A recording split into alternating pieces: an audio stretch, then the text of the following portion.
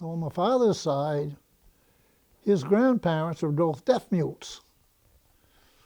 His mother wasn't very well after he was born, so he went to live with them. And of course, they didn't speak, so everybody thought he was a deaf mute because he never spoke, because he didn't hear anybody speak. And somebody went there one day and said his name, and he turned his head and said, "I believe he can hear."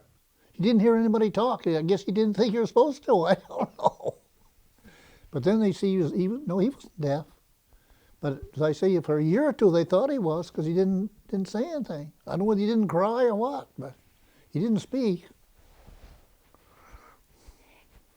He used to call them deaf and dumb. They weren't deaf and dumb. They just couldn't. They were just deaf. That's all. Of course, they couldn't speak, so afterwards they call them deaf mutes. I think they call them hearing impaired now, don't they? Of course, there was a lot of people in town who was deaf mutes, so everybody could talk with their hands. It wasn't hard. It wasn't easy because they couldn't spell. See, they never went to school, so they might know the first 2 or 3 letters, and you had to guess what the rest of them were. But in the conversation, you could pick it up, you know. So you could talk to people. Yeah, I could. Yeah, I could a little. It's been so long now that I forgot a lot of it, a lot of the signs. What signs do you remember? What signs do I remember? I remember snow, girl, lie, truth, shoot, dog. I remember quite a lot. They had a different language because I know my father was down on the dock one day and this person come down and he was a deaf mute. And he couldn't understand my father. They had different signs.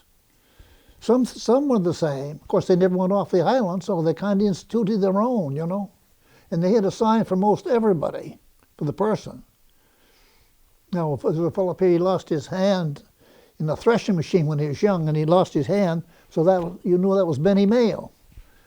That was Gregory Mayo's great-grandfather. And Ernest Mayo, his was here because they used to hang May baskets. And they hung a May basket, and he run into somebody's clothesline, pretty near broke his neck. And they hit him right across there, so that was a sign for Ernest Mayo. When anybody went like that, you knew he was talking about Ernest. And some of the rest of them, a lot of them I can't remember now. A fellow named Josie West loved to play cards, so we'd go over to the post office. It's where the Lombardi's is now. The mail come in there, and we'd go in there, and he'd be there, loved to play cards. He was a good card player, too. They had card parties to the town hall and the store. They played at the store. Sometimes they'd have it at people's houses. They'd have, 3 or 4 tables, you know. They were good card players because they could concentrate, you know, no distraction. But I remember all the signs. That was diamonds. That was clubs. That was hearts. That was spades. So a fellow and I went, he knew the signs and I did, so we cheat. We'd give each other signs. He'd know I had hearts, see? We were bad. Before your time, there were more deaf people around Chilmark, weren't there? Yeah, I think there was. There wasn't too many when I was around. There's about, well, let's see, there's Josie West, Eva Lork, Katie West. There was only about 4 or 5. I know before that there was a lot more that I don't, before I come around.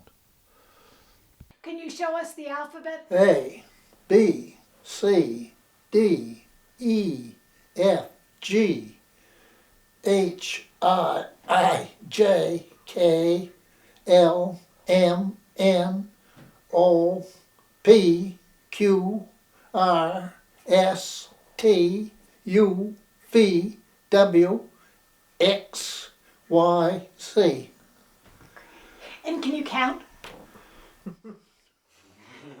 6, 7, 8, 9, that's 10, 20, 30, 40, 50, 60, 70, 80, 90, 100. One C is 100, see? Great. Okay. Oh dear. That's all I ever want to do was go fishing. I went with my father when I I guess I'm about 9 or 10, lobster in the summer, some. And then I used to go with my uncle up in the pond dragging for flounders in the wintertime. That's all I ever wanted to do.